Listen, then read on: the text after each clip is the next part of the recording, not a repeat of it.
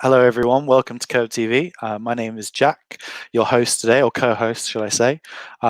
Welcome to Curb Workshop, and today we're going to be focusing on hero dishes.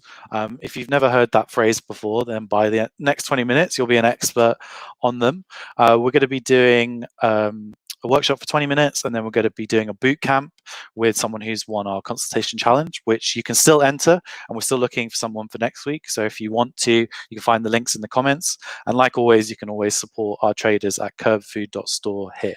So I'm going to bring in my co-host for today, the lovely Ollie Hunter. Hi, Ollie. How are you? Yeah, all right, thanks. Good. I was editing some of the previous videos we've done, and I realised how short my hair was and how kempt I look, and now I look like a tramp. Yeah, well, I wouldn't go that far, but you look great. So yeah, we're gonna do hero dishes today. How would you describe a hero dish? One of the things I really like talking about when we talk about food is, would you travel over London for something? Like, Yeah. if you knew about a dish, would you travel all the way from Shepherd's Bush to Hackney just to eat that dish? And there are dishes that do that. Like, Yeah. for me, I've travelled purposely to Spitalfields Market to get Dumpling Shack, and it's crazy that I'll get on a bus or get on the train for like an hour just to get there, just to eat one dish. Yeah. It's the dish that your business is known for, And I that think you that, push. Yeah, yeah, I you think, push it for other ones, basically. and I think that's why the word hero is so important in this, because people tell stories and people tell stories about heroes. And so that's what we'll cover today. So I'm just going to share my screen quickly. Great. Does that look okay, Ollie? Banging. Great. Perfect. So today's talk, we're going to be talking about hero dishes and creating a food legend or a street food legend. So if you saw our Instagram today, you would have seen we asked some questions about some hero dishes. So I've got 3 here. Ollie, can you name all of these 3 dishes? Number 1, Big Mac. Number 2, Bacon Naan. And number 3, a controversial hero dish, but the American Hot from Pizza Express. Yeah, you're 100% right. I think we were trying to figure out if it was like a generational thing, but maybe people just, Pizza Express is not as hot on the pizza game as it used to be. All these Gen Zers going to your Franca Manca. Yeah, your yard sale, your pizza pilgrims. But yeah, these are all examples of hero dishes. So hero dishes that brands are very well known for.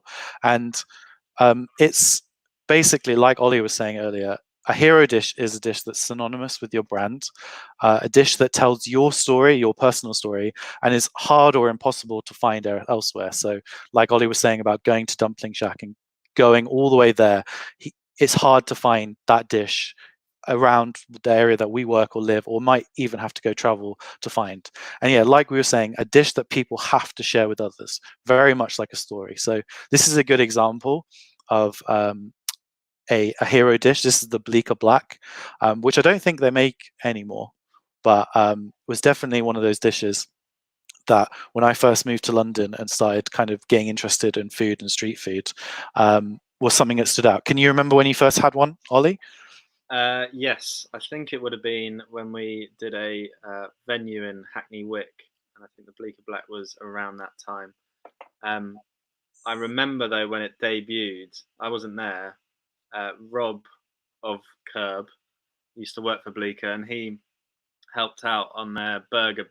I think it was the Burger Bash, and he was like, "We're going to win. We've got an amazing burger." And there was a big debate between Ian and Zan, Ian of Curb, Zan of Bleecker, about using Scottish or Irish black pudding. Zan won out saying Irish, and the rest is history.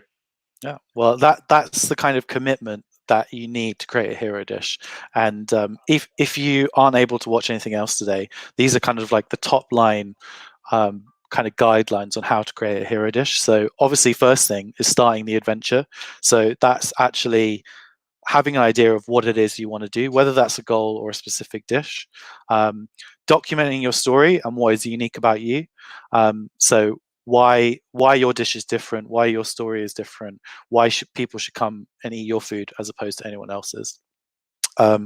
Thinking about your food in detail. We're going to cover this a little bit later as well, but this entails cooking a lot and really, really thinking about every aspect of your dish. So this is a picture of a bao, a pork belly bao, which is one of the dishes that made bao so successful in the early days of their street food career. And it was that attention to detail that helped get them to where they are today.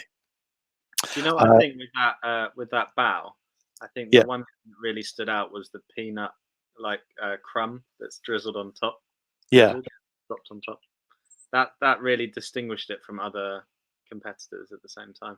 Yeah, that kind of small little detail really makes a difference. So yeah, getting out there, start trading with what you have, going through trials and errors, push, push, push.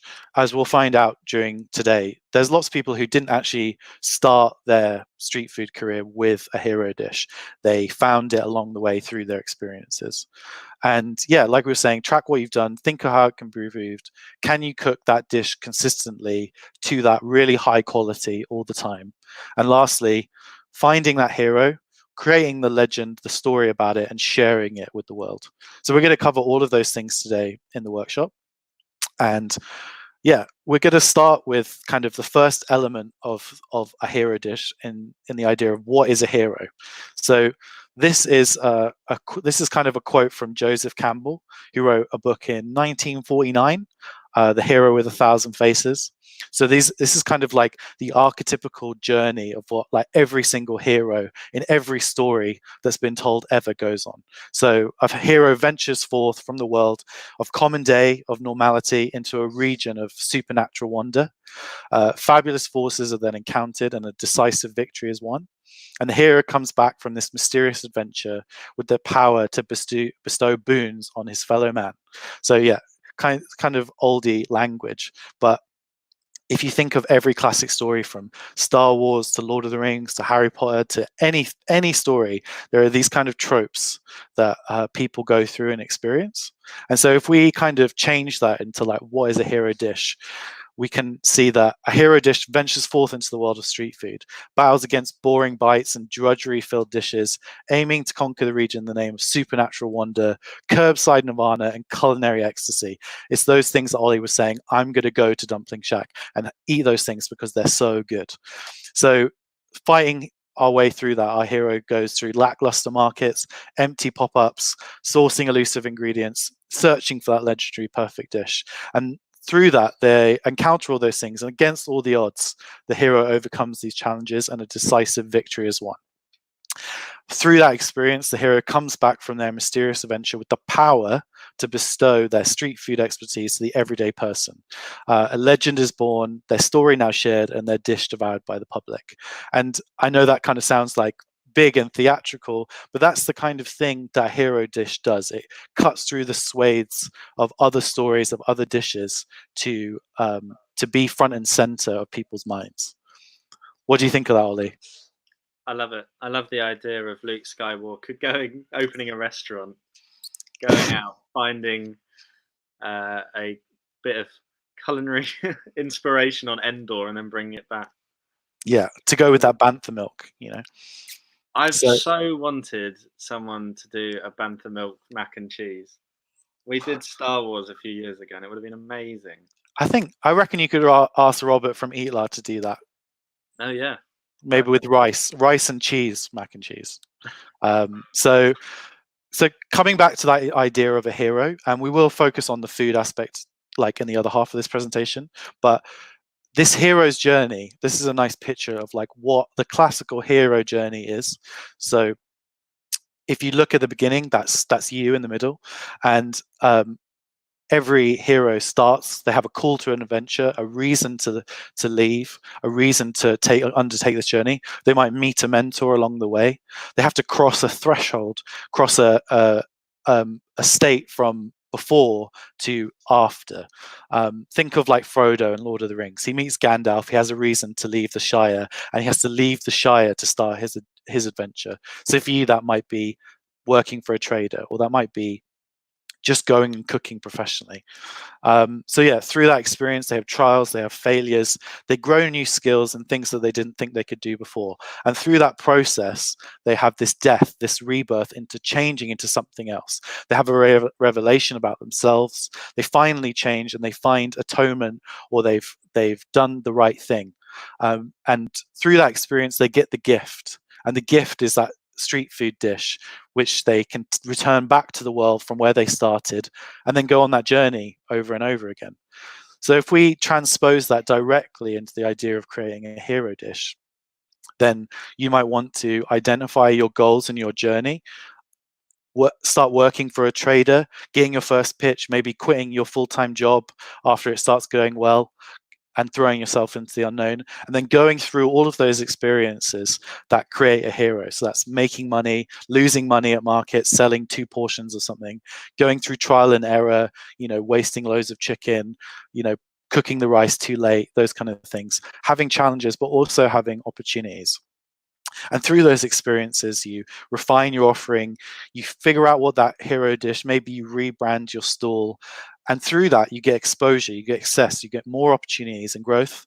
And then you achieve your goal. You become the hero, and it's the end of the story, or maybe the beginning of the story. As we know, most heroes continue.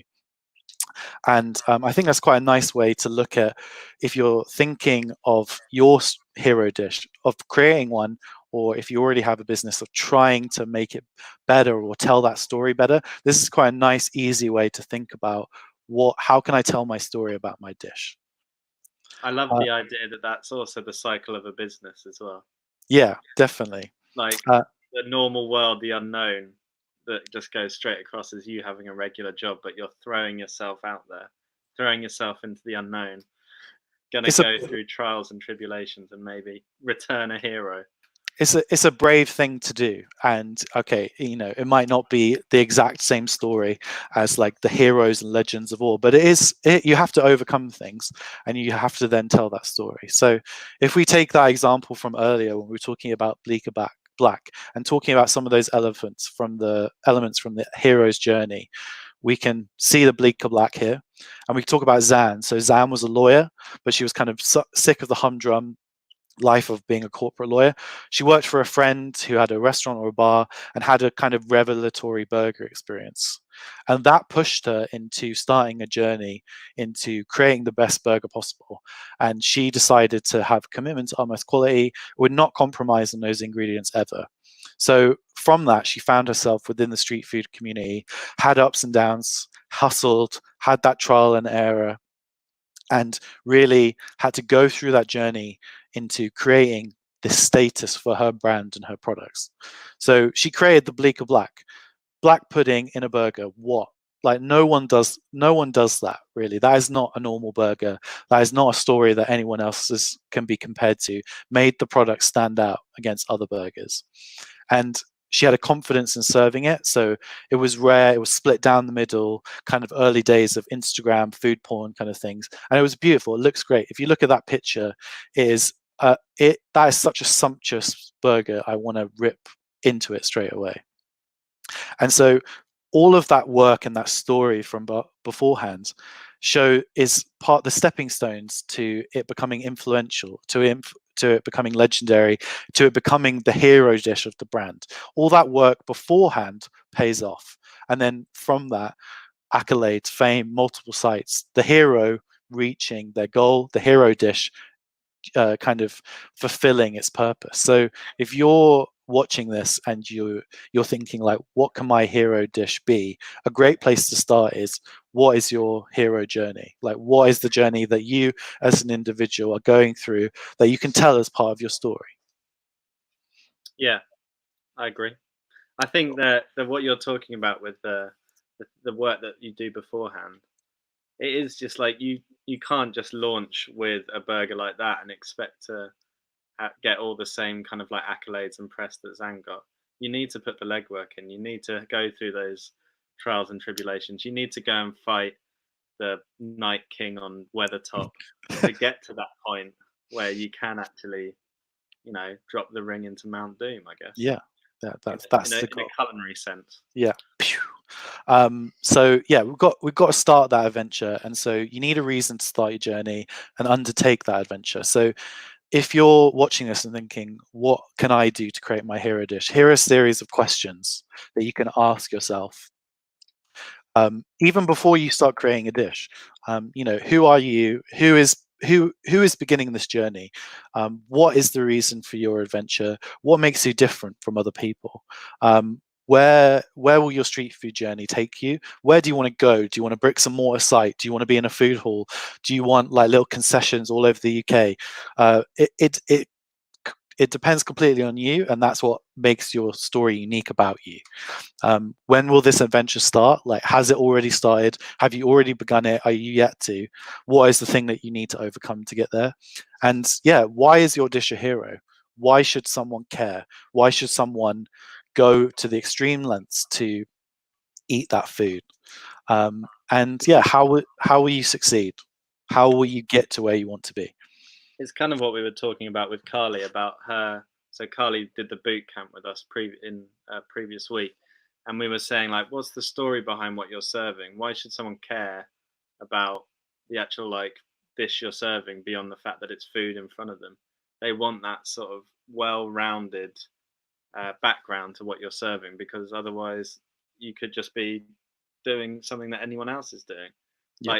Like honestly, I know it sounds bad, but a Neapolitan person making a pizza compared to someone like me from Leatherhead making a pizza, you're obviously going to go like, well, there's a much better story about someone coming from Naples, coming to London, making a pizza than me getting on my bike and cycling to Pizza Express.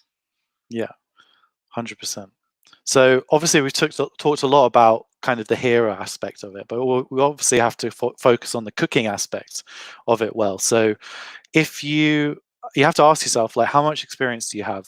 Cooking professionally is very different to cooking at home, but that doesn't mean that you can't start at home and go from there. Lots of successful street food businesses have started with kind of very little professional kitchen experience. But regardless of your experience, whether you've worked in Michelin-star kitchens or just done a half decent roast dinner at home, go work for a trader when lockdown finishes and things kind of go back to normal. Even though some of them are still working now, it's really, really good experience, and you'll learn so much more than just about cooking. Yeah, start with perfecting a dish at home, even if it's a roast dinner. Making the potatoes perfect, cooking that chicken to the exact way you like it every time, 2 weeks in a row, 3 weeks in a row. And whilst you're doing that, try and understand like what makes your dish special or different. I put obsession is your friend. So there's a really good example from our workshop that we did a couple of weeks ago with Tim Anderson from Namban, where I think he ate sweet corn every day for like 100 days. And he had to cook a different dish every day with it. And he did actually manage to do it. And through that process, it gave him an understanding for that specific ingredient. It really pushed his creative skills, but also understand every aspect of the sweet corn to then use it in other things going forward. And like Tucker, when they were researching their business, they said they ate burgers, breakfast, lunch, and dinner. Constantly researching stuff. Yeah. Wow. So all of those things come back to like your USP, your unique selling point. What makes your dish unique? So you have to really ask yourself, like, what makes it different? Is it unique ingredients? Is it different family recipes? Is it different techniques? Is it you have to have like that diversity of flavors, textures, and colors. This is a photo of a Cyprus kitchen. I know it straight away because of the difference in colors that I can see on the plate. This isn't like a standard Cyprus gyro or souvlaki. This is something a bit more layered, colorful, unique to him. Even just the little kind of paper that's holding it. I don't see anyone else really doing that, and it's definitely Nick. It stands out, and yeah, all of those things when you're thinking of a street food dish in particular, or any dish, you have to think of the contrasting and complementary flavors that someone wants from that. They make dishes, so when there's reasons why you put chutney with cheese, why when you have a carnitas taco you have pickled onions with it, why bacon and eggs go together, why peanut butter and jam go together. All of those things create like a rounded experience of when you're eating, and it's a good way to think, why do I really enjoy eating this thing? And you'll start to see that there are many layers that contrast and complement each other, and that's why people return and go back to them. Yeah, complete dishes hit all the taste buds, and that kind of leads nicely onto this idea of salt, fat, acid, heat.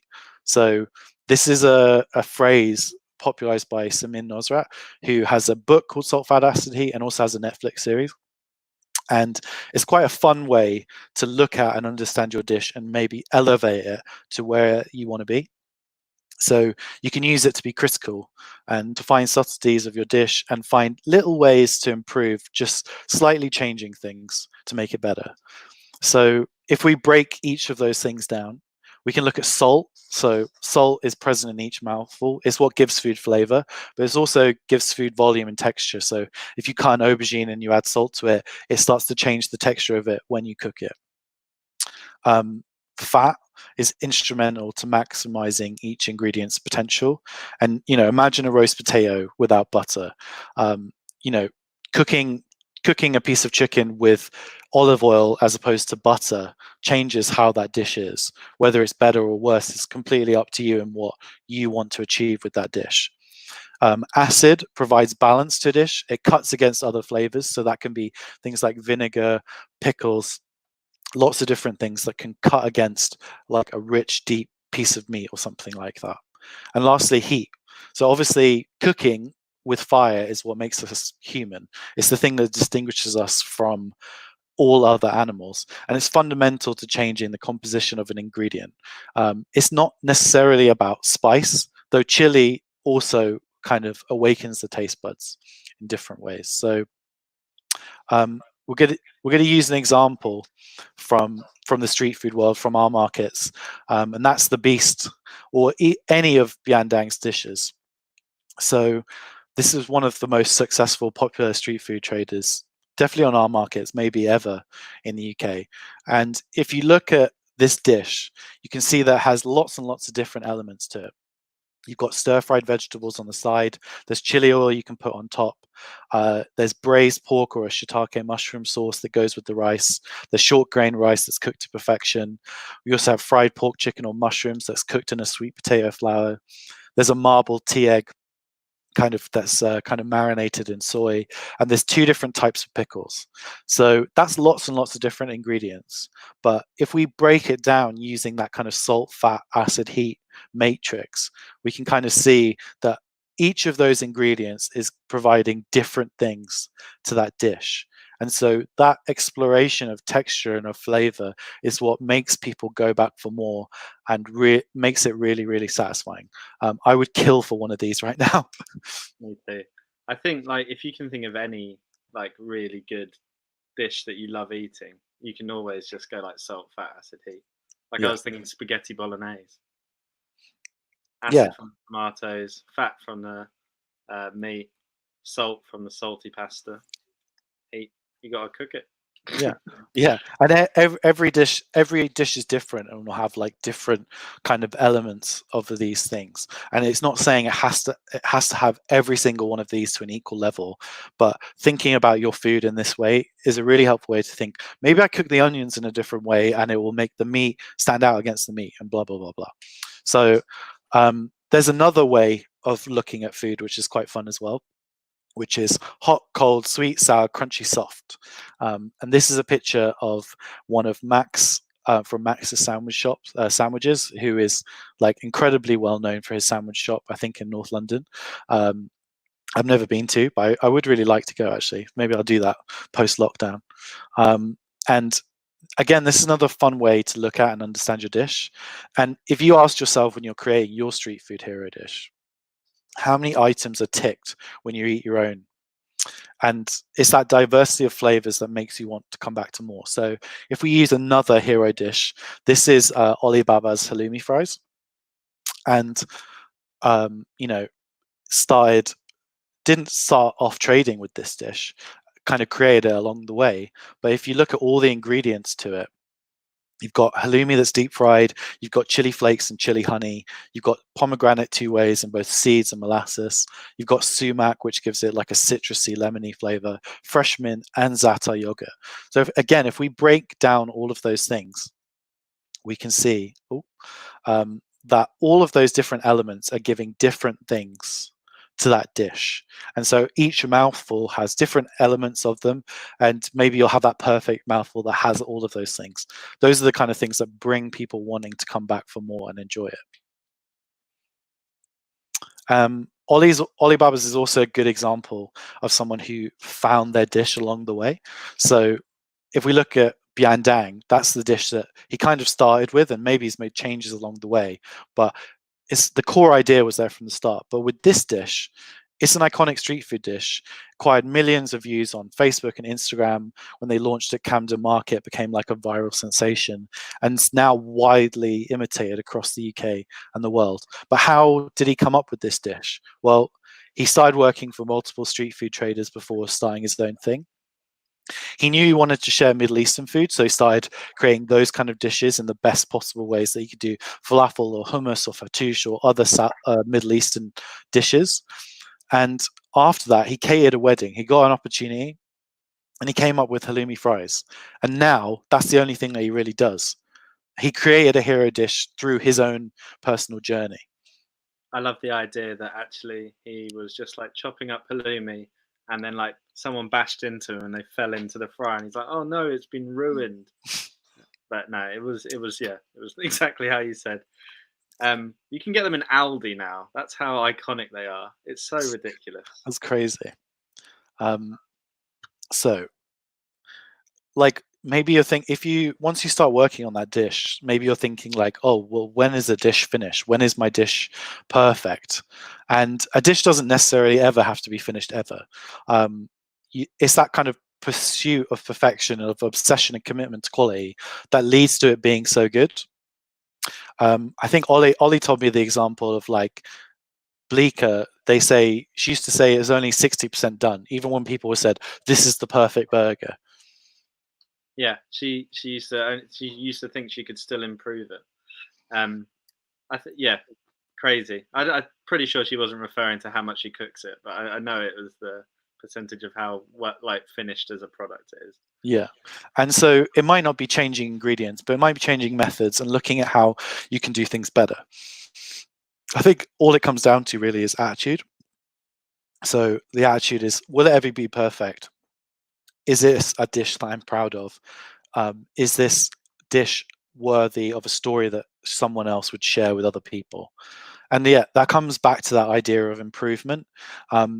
If you're trying to break down your dish, you need to approach it methodically, scientifically if you have to. You can test different methods on ingredients. You cook things in different ways. This is a picture of Brad from Lovely Bunch of Coconuts. He's probably one of our most successful traders from last year who started on the incubator program and then had an absolutely amazing summer on our markets.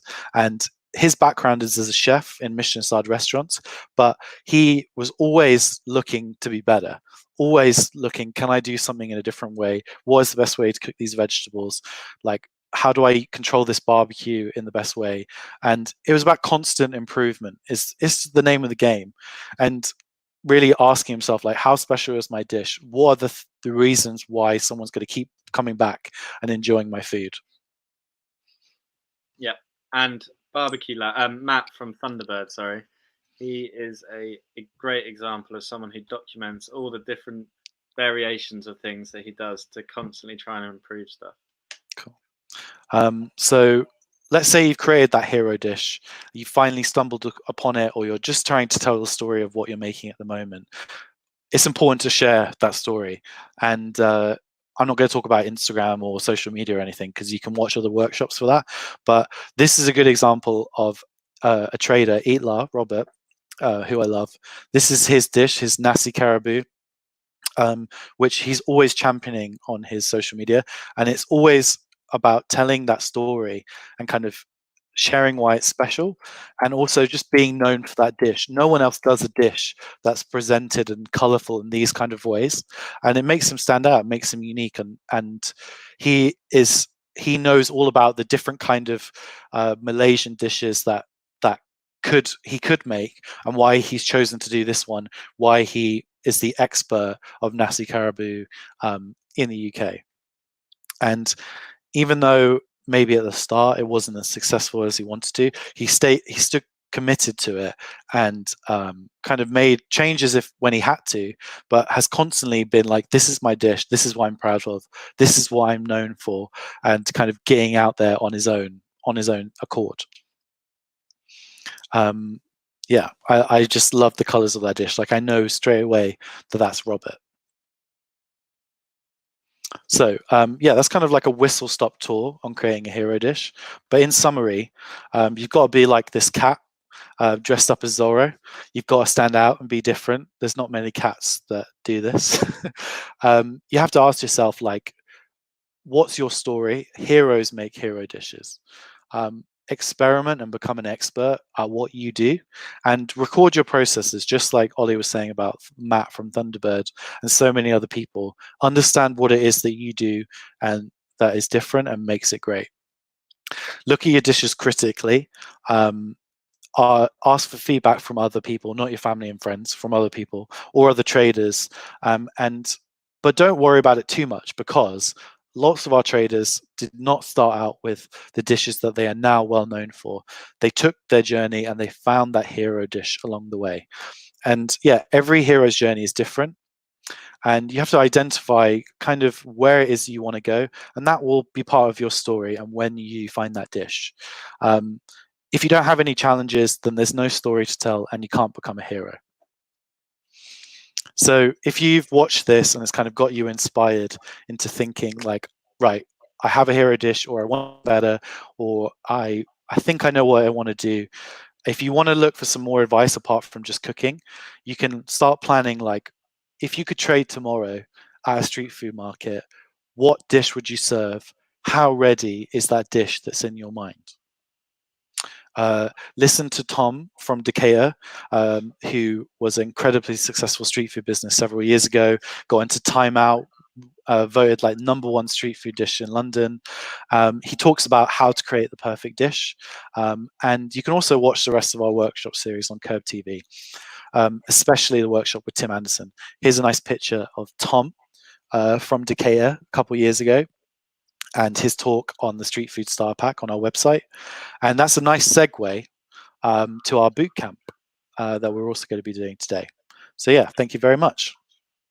Nice one, Jack. Thanks very much. Amazing information about creating a hero dish. So yeah, let's have a little break and we'll go straight to the bootcamp.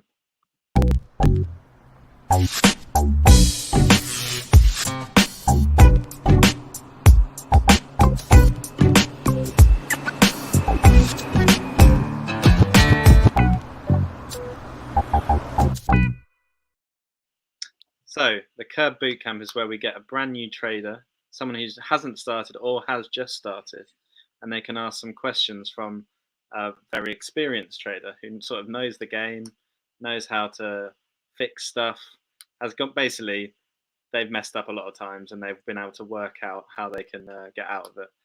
So today we have Callum. Hi, Callum. How are you doing? Hi. Yeah, good. Thank you. Yourself? I'm good, thanks. Did you enjoy that talk about hero dishes? I did. It was informative and amusing at times. At times, I'll take that. Yeah, thanks. Do you see yourself as a sort of a Luke Skywalker style character in this situation? I do very much like the idea of using a lightsaber to chop onions now. You have put that in my mind. That's what I was thinking of. But yeah. Okay, so Callum, would you like to tell us about your idea and what stage you're at then? Yeah, so basically, I would like to make a business selling sort of Cajun and Creole style food inspired by sort of my trips to New Orleans in the south of America. The food there I found like just so comforting whilst being flavorful and just really sort of represented everything I loved about the area. So yeah, that's at the moment I've sort of been I was getting close to doing stuff, but obviously with COVID coming in, it's sort of taken a step back, and I've got a few bits and pieces that I've bought equipment wise and things like that. But yeah, now it's just a case of sort of seeing what the next step will be after all this sort of yeah. It sounds So, like quite a common thing for people who go to New Orleans to get like fall in love with the food, basically. Decatur, who we just showed a picture of, did exactly the same thing. He was in a band in America or something, and then moved to New Orleans. Went to New Orleans for a bit, and was like, "This food's incredible." But yeah, I don't know. Other than like Tom's food was so good, but other than that, I don't really know of that much New Orleans food in the UK. Is there anywhere in London that you've been or would go to? so there's a couple of places. There's one called Plaquemine Lock in Angel, which is run by a guy called Jacob Kennedy, who has got a restaurant called Bocca de Luca or something along those lines, which is Italian. But I think it was his nan or something was from that area. Right. So he was always inspired by that and set up a sort of a pub style selling that food, and they do live music and things like that, and it is really good. But other than Yeah. that, there's not a huge amount more. So you sort of seen a gap in the market and been like, "That's what I want to do." Yeah, for sure. Yeah. Cool. You don't have any background in food at all, do you? No, not like professionally at all. No, not really. I've sort of always cooked. My mum's a really good cook, so I've been in the kitchen for years, but never sort of done anything professionally or anything like that. No. Nice. And you said to us earlier that you were about to work for a trader. Who was that? 28 Well Hung. Oh They yeah, basically, in yeah, it Whopper. was at South Bank Centre. South Bank. Yeah, and I literally done a trial shift. They'd said that it went well when we sort of booked in a date to start, and then COVID came, and that was that, which is frustrating, but one of those things that I think probably a lot of people are sort of going through similar. How did the trial shift go though? Did you like it? Yeah, good. I had done a bit of work for another trader that were based from Canterbury, working at Winter Wonderland and Secret Cinema as well, a burger place. So I had a bit of experience already, but doing it actually at a sort of a market like South Bank was quite interesting to see it being solely for food, which was good. Yeah, and you said you've bought some equipment. So what have you got so far? So I bought the gazebo and I bought some fryers. I bought just some tabletop fryers because then I could play around a bit more at home rather than having to get them out. And yeah, I've started doing a bit of branding and things like that with a friend of mine. So sort of gone Nice. through some of the steps. Sounds like you're at the right stage now for this discussion with Biff, who I'll introduce now. So we are joined today by Biff from Biff's Kitchen, formerly Biff's Jack Shack. Yeah, well, we're still Biff's Jack Shack. When we trade out, we're Biff's Jack Shack, but Biff's Kitchen is the sort of master brand. The master, yeah. So Biff joined us back in 2017. Yes, I believe. it was. Crazy. Yeah. 3 years ago.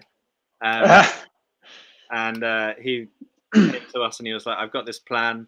I'm going to make jackfruit wings, stick a sugar cane in it, and deep fry it, and people can eat that." And look at you now. Yeah, it's been quite a ride. 3 years. I mean, I think I've aged more than 3 years in that time, but it's been fun. So you were just listening to what stage Callum was at. Do you remember a stage similar to that, where you'd maybe bought a bit of equipment, started a bit on branding? Yeah, for sure. Hi, Callum, by the way. Nice Hi. to meet you. Yeah, good.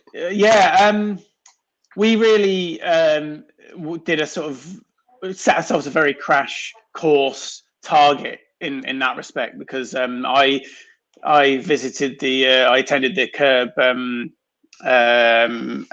1 day street food course, which was just fantastic for me, and that was in February. And then we just realized that we wanted to be up and running by spring, otherwise we would have missed the boat for that year. So we knew we had that window of 3 months to get absolutely everything done. But yeah, I remember getting my first equipment and and all of the pain and joy that came with it. So Callum wrote us some questions beforehand, which I think we'll just go through now. Cool. So the first question was, do I focus solely on my signature dish or try more options which may prove more popular even if I don't love them as much? It's a really good question. Something that definitely weighs on your mind. It's certainly a question I was thinking about when I started. I think it firstly to say that street food does lend itself to passion and artisan craft based around a small amount of dishes or one dish, like you were just talking about hero dishes, about making that one dish amazing, which I think is brilliant and beautiful and really makes people want to go to street food markets, because you have this choice and you know that each person is going to have put a hell of a lot of effort and love into that one dish. So yeah, when you've created that dish or when you are creating it, it's difficult to see outside of that because that's the one that you want to do. However, you might find that a more popular dish that is in the same arena of food that you cook has a slightly wider appeal. It might be a little bit more pop, it might be a little bit more mainstream, but there's a balance of like using that slightly more mainstream dish to bring people to the stall, and then you can sell them on your hero dish, or you can just get them in and they can buy that and be really happy with it and tell their friends. So I certainly think there's some merit in trying other options. It's that pendulum between being like commercial and creative, isn't it? Exactly. Yeah. You don't want it to take away from your brand or take away from your dish by cheapening it, if you will. Yeah, and you've got to also balance the prep and speed of service situation between having both dishes on at once, of course. But yeah, the kind of advice that we give to some new people is you almost have your blockbuster that comes in and that's the one that sells consistently, and then you can have maybe another like rotating special maybe.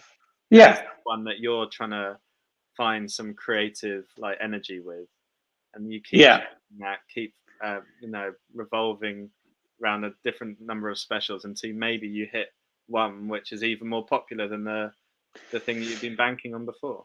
Exactly. I went with Creole food, for example. Like I think of po' boys, I think of jambalaya, I think of gumbo, right? But you might have a more niche dish, which is you think you can do amazingly, which no one's really like commercialized, which London's not ready for yet. But you could bring them in with the ones that people know and go, boom, this is mine. So yeah, Callum, what are you thinking of selling? What is your dish going to be? Gumbo and sort of jambalaya are two main dishes. Gumbo is sort of the dish that for me defines my experiences there. It really represents the people, the place, so much that I love about it. So that's the one that I'm probably most passionate about. I also can see some of its faults as well, and that's sort of always the balancing act that I'm trying to weigh up. Am I right in thinking that in like Creole food sometimes they use stuff like rabbit and other meats like that? Yeah, so traditionally a lot of it comes from using whatever you can get hold of, whatever you can hunt. So you might get in the bayous and things like that, alligator be put in it and things like that. So some really like niche ingredients. I think that's part of what makes it great as well, is that there's no one set thing you can use. You can pick and choose what you wanted, what seasonal maybe, what's local to you, and all that sort of thing. So. No one really does an alligator street food stall. I'm not sure how accessible it is to get alligator in the UK, I must admit.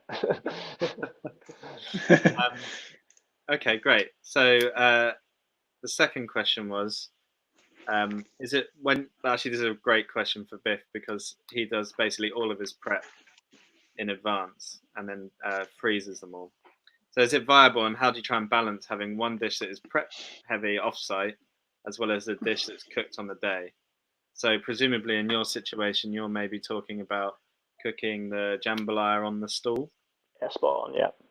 And cooking another dish beforehand. Yeah. Yeah. So, I mean, Biff, what do you think about that? You've always been a very much prep before. Yeah. Deep fry it on the day.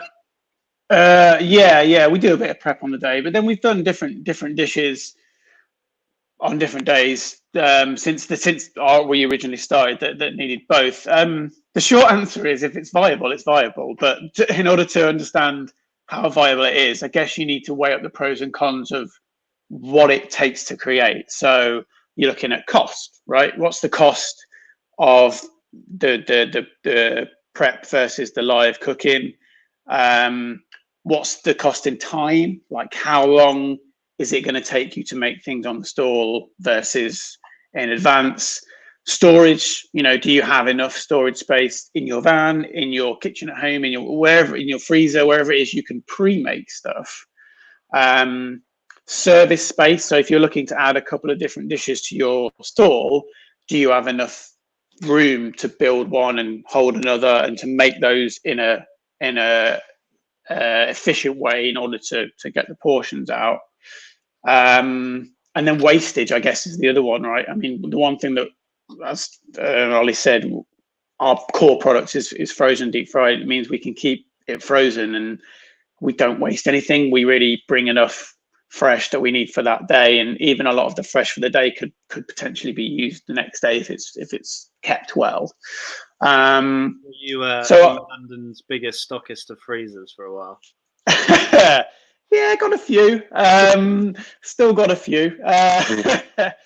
But yeah, I mean, I would say that if you could focus on simplifying the build for speed and ease on both products, then yes, you can do both. You could have one that you can make and one that you can pre-make, as long as you've got enough room on your stall and you can build both products in enough time to get the food out to them. I think it's perfectly doable, but it depends on the dish, right? So yeah, and it's something you kind of work out for yourself as well. When you realize where you're like, you might have been doing 2 days of prep before and then prepping on the day as well, and then you get an event the next day and you're like, I literally can't do it. I'm going to have to figure out something else to put on the menu because I physically don't have enough time.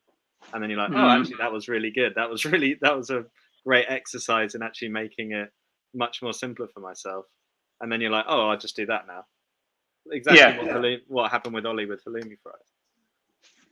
Yeah, feeling your way around how it might work. And certainly, as you just said, for those markets and events and whatnot that come up next day, if there's a possibility you could have a large bulk of one of your dishes just in the freezer ready waiting, then boom. Like, and I think sometimes there's a bit of a stigma around frozen food. Oh, it's frozen, it's Iceland, it's not as good quality, but you can make absolutely excellent food, freeze it, and it's not like just one big block of food that you're serving. It's obviously you've got your elements, you've got your sprinkles, you've got your things that build it up and make it pretty and beautiful, but you could have a bit of a core dish which started off like frozen and still tastes fantastic.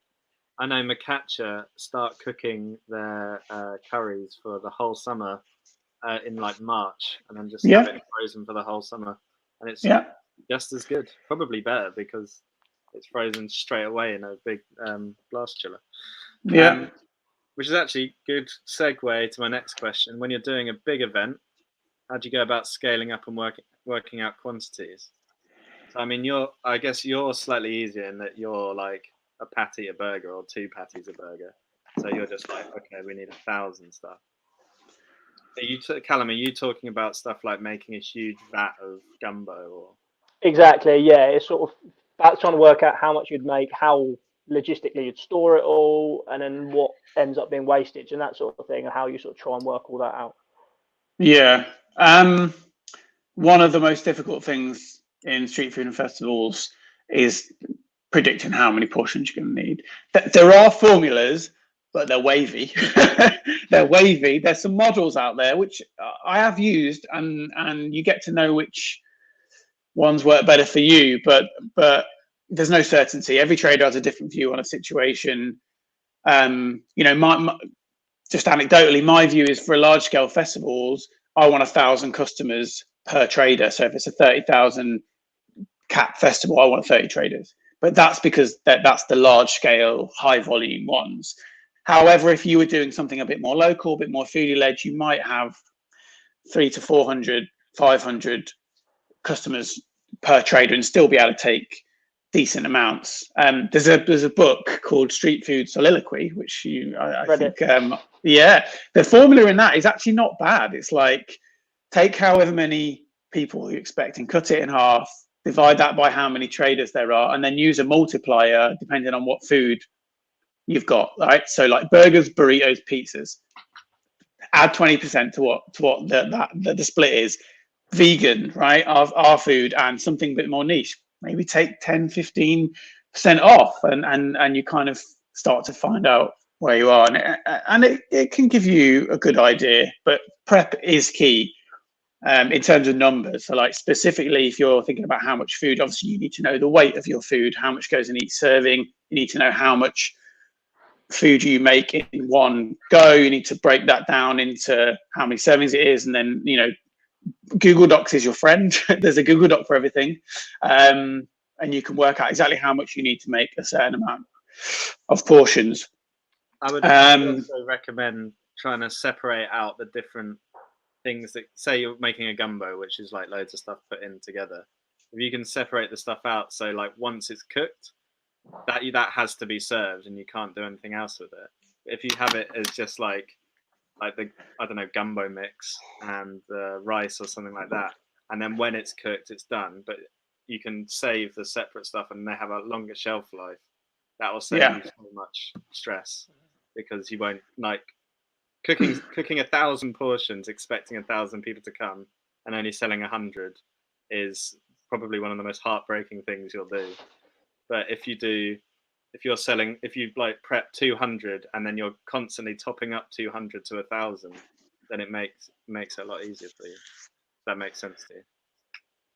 Yeah, and another factor is to how many you think you can serve. Like, you know, you've got to sort of like make a calculation of like how long does it take for you to take an order, get it together, give the person the order, you know, and then you can see, well, I can serve 100 customers an hour. Okay, well, it's going to be really busy for 3 hours and not so busy for 2 hours. So how many is that possible that I could get out the door? You know, you don't want to make so much because you think there's 1,000 customers, but then you can only actually make 30 portions an hour. You know, so you've got to do a little bit of tempering of what you can actually do. I don't know whether you've seen The Founder, you know, the film about the McDonald's founder. Yeah, The Founder. I've done that bit where the McDonald's guys draw out their restaurant with chalk and they have people stood and they, you know, where things go. I've done that. I make like what's the word, wireframe charts of every time I'm going to do a significant service, whether it's a 3x3, a 6x3, and I drop in all of my equipment and where the people are going to stand and work out what's the quickest way to make the food move to the front. And that seems ridiculous, but believe me, it's going to make you serve a lot more portions. Another question, quick one on prep kitchens. Should you get a prep kitchen at the start? How much do you think you should roughly pay for one? What's like the going rate? So I would. It depends on your circumstances at home. Hold off getting a prep kitchen for as long as you can because they're not cheap, right? I mean, unless you get some good deal, you know someone, then they're not that cheap. It's a bit of a minefield. Prep kitchens, like in things that I've had to worry about in my street food career, it's probably staff, prep kitchens, making money. Like, and that's not saying I didn't have to worry about making money. It's saying those two things stress me out a lot more. Because there's no real directory for getting a prep kitchen. Obviously, it depends where you live. Are you in London? Are you outside of London? Blah, blah. The first 4 kitchens I got were word of mouth. They were just like, oh, you got any room? Oh, I could just fit in there. Have you got a freezer? I could do that. You know, just kind of like chatting to people, asking if they can help you out, getting recommendations. Of course, there are some more structural places you can go to, like Food Stars, etc., but they are not cheap. They're not cheap. They're very well kitted out. They pretty much have everything you need and it's the way you go, but they're not cheap. So my advice is hold off as long as you can. Word of mouth it at the beginning. Ask every person you know, have you got any room in your prep kitchen? Have you got any room in your prep kitchen? Try and find something that's more casual, and then you'll probably grow if you're lucky, and hopefully you will, and you'll grow to a point where you think, I'm bigger than this prep kitchen, I need another one. And so you don't want to get something that's too big for you that you can't afford to begin with, and you don't want to get something that's too small that you've signed in a massive lease to that you can't get out of. So my advice is to try and be agile at the beginning, as agile and movable as you possibly can, and ask around. Some people, I think you did this as well, do like a pop-up in a pub, and it'll mean that you're staffing it and having to sell food, and maybe you make a tiny bit of money, but unlikely. But you get a prep kitchen for free, essentially. Yeah, for sure, absolutely. Yeah, we did. Well, we did both. We had a prep kitchen, but we also had a pub where we could do stuff and store stuff as well. So yeah, for sure, that's really good advice. Let's do the last question. Financially, and the long-term sustainability of the company, how long do you expect to struggle for, assuming you are here, before this is based on most of the things I've heard from people saying the first however many years are a struggle. So just before Biff, before you answer, I think the people that struggle are the people who haven't basically done their research as much as others. There are some people who come straight out of the gate, like we talked about Lovely Bunch of Coconuts earlier, and he's not been going that long and he's doing really good numbers now. When Rice Guys first launched with us, they were doing really good numbers straight away. And I think it's like the people that struggle are the people who haven't either put the same amount of investment in as like a company 2 years down the line eventually does, or it's that they just haven't done the research and haven't looked at the product market fit and have been tied too long to one product thinking that this will work. But I mean, Biff, I would say from my memory, I reckon the first 6 months it took a lot of educating people to understand what the Jack wings and the Jack burger were. But then when you started hitting the sort of vegan night market circuit, to me, that's when you sort of like got really good success. Yeah, it took a bit of educating. People didn't know what jackfruit was. We're still at that point a little bit wary of vegan food, which seems a bit mad for this day and age. But even 3 years ago, the lay of the land was very different. So yeah, we pounded the pavement for a good while. That said, we did all right. We certainly had great support from Curb, and our social was good, and that really helped us to move up a gear as quickly as we possibly could. My advice on this, it depends on a few things. It depends on your financial runway. I mean, let's say that you are not making money. Let's say that you're prepared to lose X amount of money per month. What's your runway? You have to know your circumstance so that you have an idea of how quickly you have to move. So that's really important. But I think the best advice I can give is and Ollie touched on it, is how quickly you're prepared to change. Because the quicker you can change, listen, adapt, the quicker you're gonna find your niche. You're gonna find your groove. Don't be too proud to say, "Oh, you know what? This didn't work. Let's try this." Don't be too proud to take people's advice if they give it you and it's not the advice you wanted to hear, because it isn't always the advice you want to hear. But if you're open to change and you understand your financial position, then you can say, okay, we've got this much time to play, right? Play, adapt, learn, MVP, minimum viable product, change, get it out, change, get it out, change, get it out. And then every time you're refining and refining. So it's a hard question. But yeah, depends on that. Depends on the situation we're in the world, because we don't know. I mean, I expect to see markets back before anything else, given social distancing. So I think you're in a good position potentially for there to be a good number of opportunities out there to trade at. So use it as the quickest learning curve you've ever done, basically, day to day. Yeah, I totally agree with what Biff said. If you're not sort of if you basically see it not working, and then consistently stay the same and just hoping that something on that change, it won't. You need to actively take an interest in your business and make that change. Seek out feedback, seek out Yeah. advice, seek out criticism, and don't be afraid of it. So, Callum, have you got any other questions that you'd like to ask? Because I reckon we've got time for one more. Not especially. I guess you sort of touched on it there, actually. But like with the potential, we don't know exactly what's going to happen. What do you think the best way of starting is? Do you think it is throw yourself into it and getting yourself out there, any opportunities that might come about straight away, or do you think it's a ease into it, see what the market's doing, see how things pan out? You know. Yeah. Again, it probably dependent on your financial status. I know that's boring answer, but it really is true.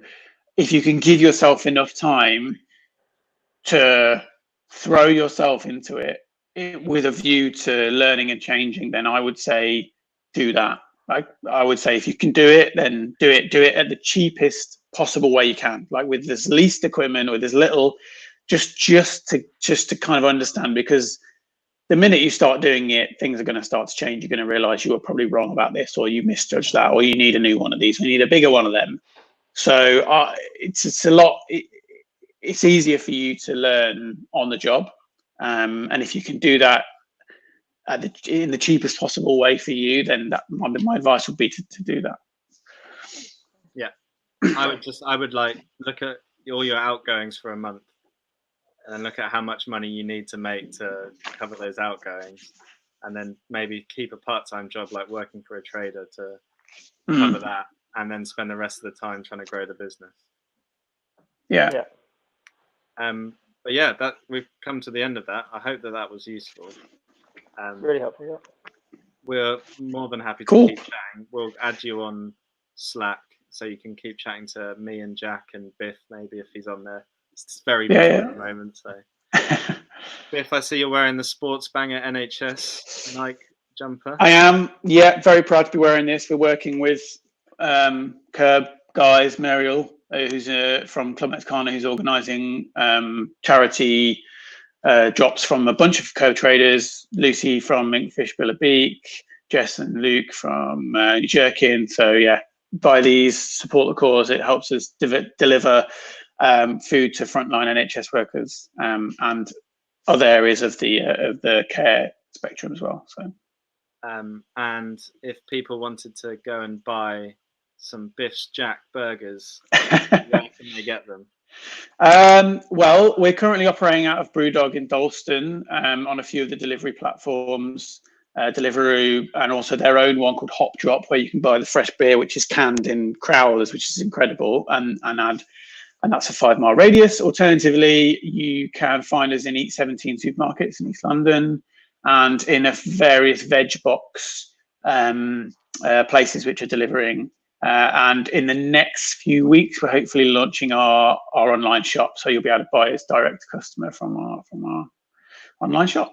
Amazing, great! Thanks for joining us, Biff. No problem. Take care. Thanks. Wicked. And thank you, Callum.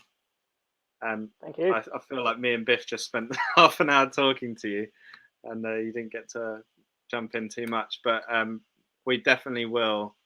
Keep in touch with you just to see how you're going. We'll check back in a month or so. Jack is back. What did you think of that, Jack? I thought that was really, really interesting. So much is like specific to you as an individual, but at the same time, like getting advice from someone who's had so much experience and just saying it how it is and just throwing yourself into it. It's the best way to learn about it. And for some people, that's just doing 1 day a week, like a Sunday market, before taking that baby step on something else. And for some people, it's just doing 4 days immediately. It just depends on you. Yeah.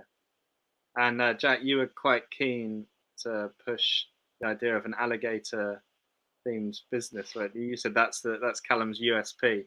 Yeah, could be. Who knows? I mean, like, I was just think if you think of like Barbecue Dreams, like 5-6 years ago, and they used to do like the heart skewers, right?